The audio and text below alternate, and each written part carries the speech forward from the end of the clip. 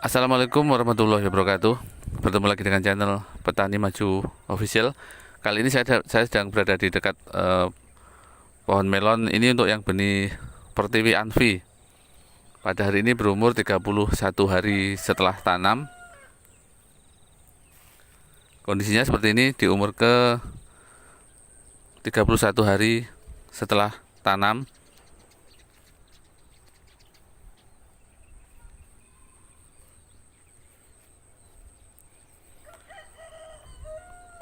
Baru saja selesai dilakukan pemangkasan kemarin, jadi pemangkasan ranting-ranting, dan juga baru saja dilakukan pengairan kemarin. Jadi diairi, cuman dimasukkan air, yang penting part-partnya ini basah.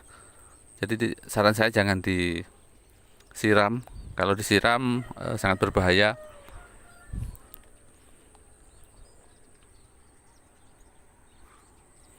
Coba kita lihat buahnya. Ada beberapa yang sudah jadi buahnya seperti ini. Baru seukuran telur.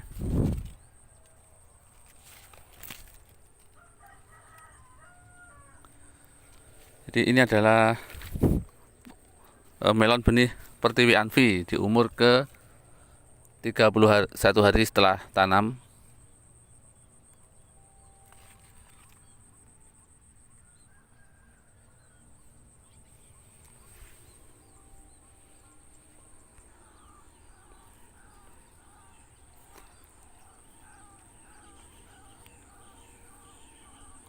Alhamdulillah sejauh ini kondisinya baik-baik saja, tidak ada kendala.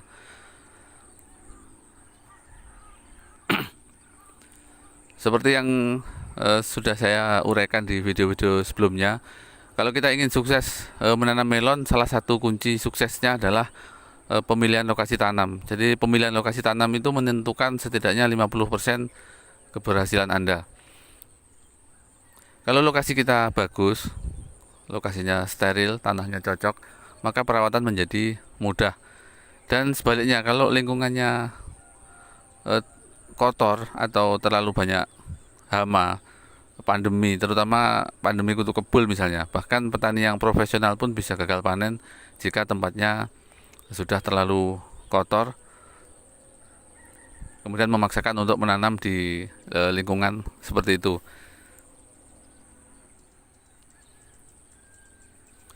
Apalagi jika kita menanam dalam jumlah yang banyak seperti ini, jadi sekitar 30.000 pohon melon ini hampir tidak ada yang keriting. Jadi yang keriting saya lihat hampir tidak ada. Kalau layu ada beberapa, satu dua ada yang layu.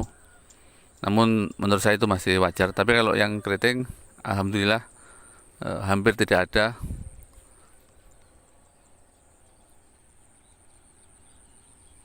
Dan itu salah satu faktor yang paling menentukan adalah lokasi tanam. Jadi lingkungan. Seperti kita lihat di sini, sekeliling tanaman saya ini hanya ada tanaman padi, ada cabai besar sedikit di sebelah sana.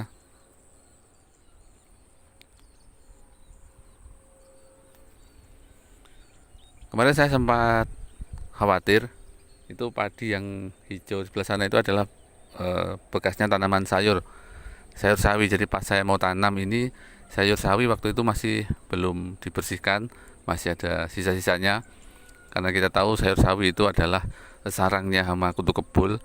Jadi kemarin saya masih khawatir kalau sayur sawi itu belum dibongkar, mungkin penanaman bisa saya tunda atau saya undur. Ternyata begitu saya mau tanam, sayur sawi sudah dibersihkan dan diganti padi. Jadi sangat lega buat saya.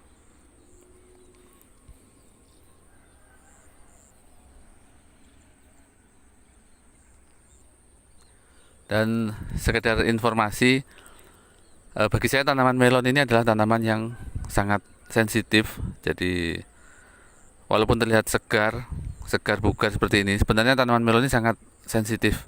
Jadi kalau kita misalnya pakai fungi atau insek kebanyakan atau over, maka akan berdampak pada kondisi tanaman, dan akan berakibat juga pada kualitas buah. Jadi kalau kita pakai insek terlalu banyak, kemungkinan kondisinya akan berubah. Jadi terlihat segar, namun kadang dalam memproduksi buah tidak maksimal, baik itu ukurannya ataupun bentuknya atau juga rasanya. Jadi karena tanaman melon ini sensitif, jadi menurut pengalaman saya penggunaan insek atau fungi itu tidak usah banyak, seperti yang selalu saya sampaikan. Bahwasanya untuk insek atau fungi saya itu hanya biasa menggunakan 1 sendok saja per tangki, jadi dosis segitu aman. Seperti fungi misalnya saya gunakan 1 sendok per tangki.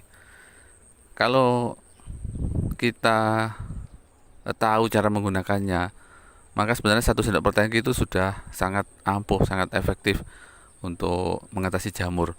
Namun kalau kita gunakan, kita salah dalam menggunakan, maka bisa saja 1 sendok per tangki itu tidak akan bermanfaat atau tidak akan menyelesaikan masalah jamur. Misalnya kita menyemprot fungisida terlalu pagi, jam 5 subuh, jam 6 sudah kita semprot pakai fungisida, maka cara kerjanya tidak akan efektif. Atau sore jam 4 atau malam kita semprot pakai fungisida, maka tidak efektif kalau menurut saya. Jadi kalau fungi harus siang hari pas cuaca panas, kalau sore hari atau pagi hari itu misalnya untuk hama kutu-kutuan atau serangga atau tungau. Jadi kalau insek baru gunakannya pagi. Jadi kalau ingin tanaman melon berproduksi maksimal, jadi jangan sampai over yang namanya insek atau fungi.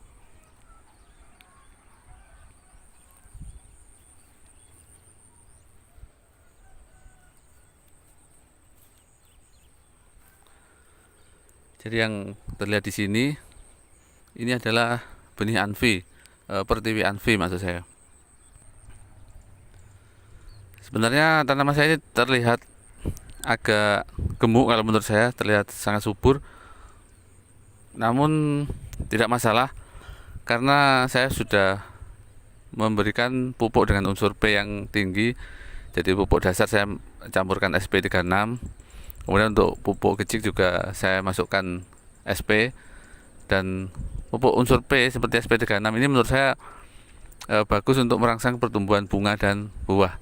Jadi kalau terlihat subur namun unsur P-nya sudah terpenuhi, saya yakin buahnya tidak basang.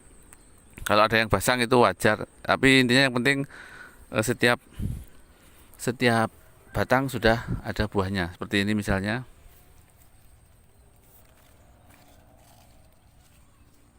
Sepertinya yang dari 6 ini basang, namun yang 7, 8 terlihat bagus.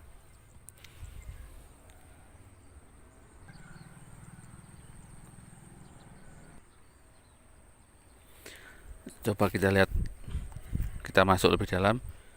Ini adalah bekas ranting yang dibersihkan kemarin, berserakan di sini. Jadi ini tidak masalah kalau menurut saya dibiarkan berserakan di sini. Nanti dia akan kering dengan sendirinya. Kalau kita buang ke samping akan buang-buang waktu. Jadi dibiarkan di sini tidak masalah.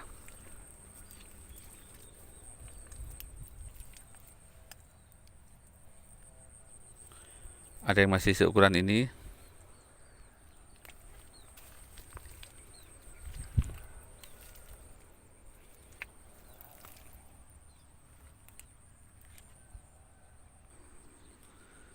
Satu, 2, 3, 4. Jadi 4 peta ini adalah pertiwi semua. Karena dari komentar di video-video sebelumnya saya lihat seringkali yang ditanyakan itu pertiwi. Jadi mana pertiwinya? Makanya kali ini saya buatkan edisi khusus melon pertiwi.